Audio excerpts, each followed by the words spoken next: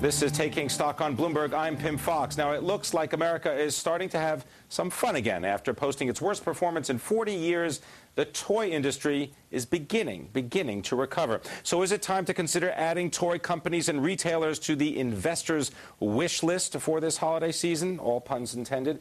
Sean McGowan is a toy analyst and expert at Needham and Company, and he joins us now. Sean, it must be a pretty fun job. You get to try out any of those the new toys as they're introduced into the marketplace. A pretty fun-looking office. All right. Well, tell us what's the state of the industry now? What does that look like? You know, the industry is fairly resilient, and even in its worst year in 40 years, it was only down about 5% last year. So it's not too bad. You know, much better than a lot of other consumer areas. And I would say so far this year, it's down about the same. Of course, like a lot of industries, we're getting into the easy comparison part of the year.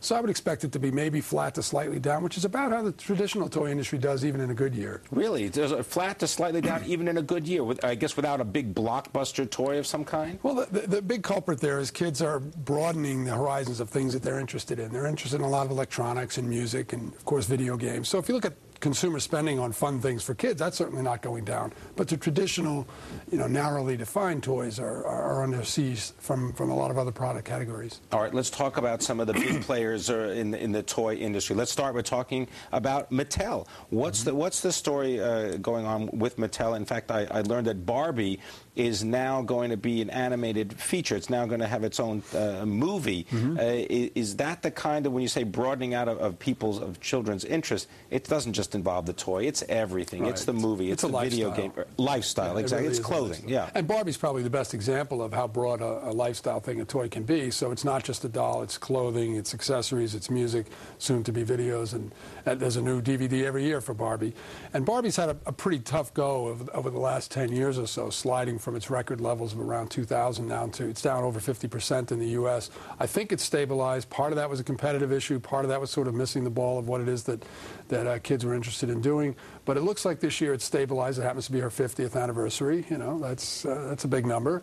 And there is some more competition in that aisle, but overall Mattel is having a nice comeback, I think, in the doll aisle. What about in the stock? Is that having a comeback, and is that something you think people ought to be adding to the portfolio? Like a lot of stocks, it is up from the bottom. And it's up like 70%. I took a look at up 70% since the March lows. But again, as you say, a lot of stocks are up. I think it's got further to go. More for next year than for this holiday season. I think this is the time of year when people really do start looking to next year, and they have an extraordinarily strong lineup. They have Toy Story 3 next year. They picked up the rights to wrestling, Thomas and Friends. They got the European rights to Disney princesses. They're cost cutting. Their gross margins should be improving.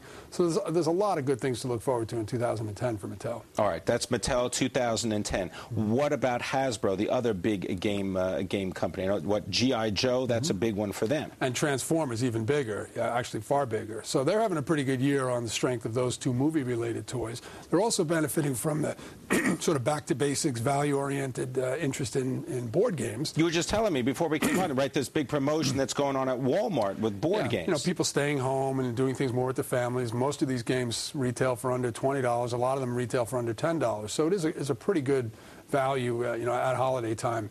But Hasbro did something recently to really transform no pun intended, to transform their long-term picture. They actually are co-investing in a cable TV network, which they will use to promote a lot of their properties. That doesn't start really until the end of next year at the earliest.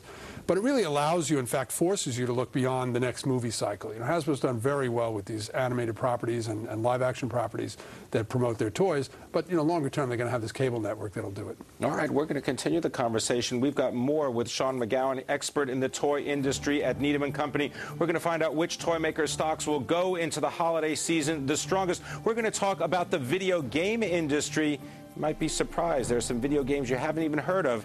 A lot of children, a lot of kids love it. It's Taking Stock on Bloomberg.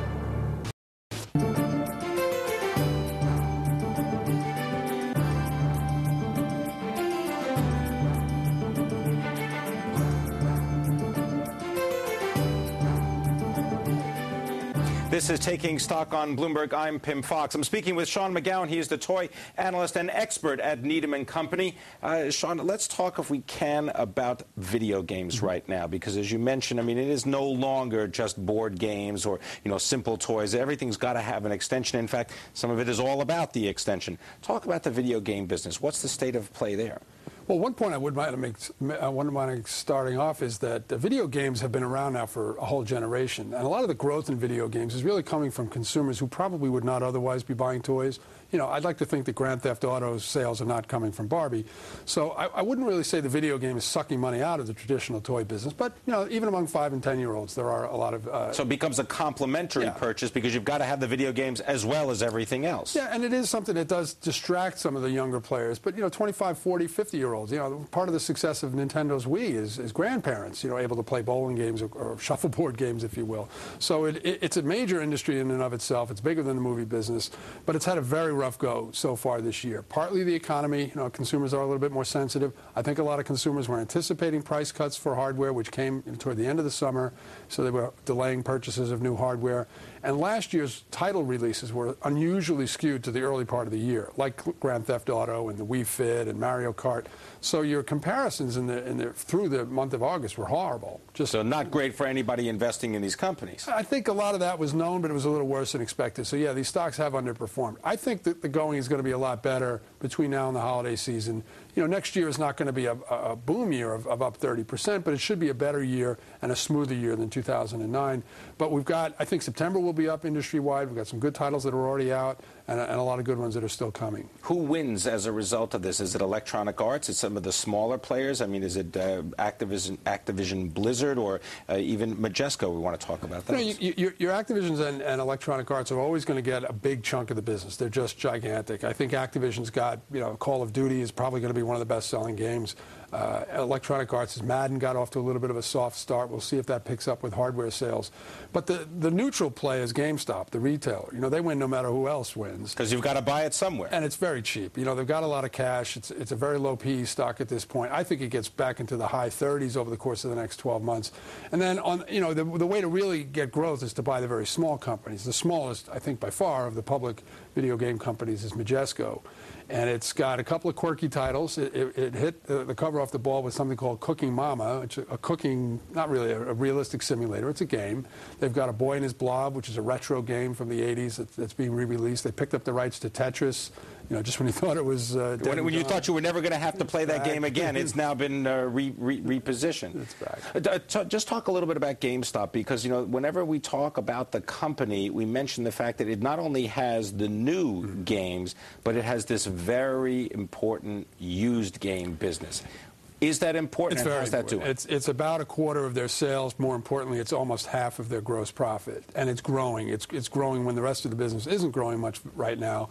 And there was some buzz earlier in the year about new competitors like Best Buy and Walmart and Toys R Us and Amazon coming into this. Amazon.com was even featured on that. But I think the thing to note about that is the experience at GameStop, especially if you're a typical GameStop consumer where you're coming in with more than one or two games. You're coming in maybe with a half a dozen games and you want a new game. You want to use this, monetize these old games, and buy a new game. The experience is a lot better for that kind of consumer. I think these new entrants are going to pick off consumers who weren't already in the business of trading games, and it'll be fine for them, but I don't think it's a threat to GameStop. The other thing people are concerned about is digital downloads, and, you know, are we going to somehow... Right, also playing against other players in that kind of just digital environment. Yeah, and am I never going to have to go to a video game store to buy a video game? I think it's a little premature to be concerned about that. And sure, you don't pay up, you know, 40 times for a retailer if that's what you're afraid of, but we don't have the bandwidth yet, really, for that to be a serious threat. We don't have the storage capability. And people like to have a game that they can take their, you know, another house, their grandma's house or their friend's house. Something that's physical, something you can take with you.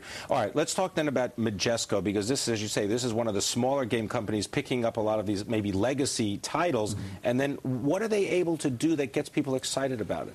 Well, they're very small and nimble, and frankly, it's coming off of a tiny base. This was a company that tried to repurpose old games for kind of legacy platforms. This is their heritage from many years ago. They got into the business of publishing some of their own games, you know, 5-6 years ago, and kind of stumbled. They're back now, and they're riding this current generation in a very conservative way, taking, you know, really a singles and doubles, almost pure singles strategy. And every now and then, you know, they stretch it into a triple, like a Cooking Mama. But nothing that they have is big budget. Some of these games cost way over $10 million to produce. They're almost like mini movies. Nothing that Majesco does is even in that league. So they're spending tens, maybe $100,000 to develop a game. Some of them hit, and it's wildly profitable for them. All right. Well, we'll have to see what happens from the investor point of view, but I want to thank you very much, Sean McGowan, coming in, expert in the world of toys for Needham and Company.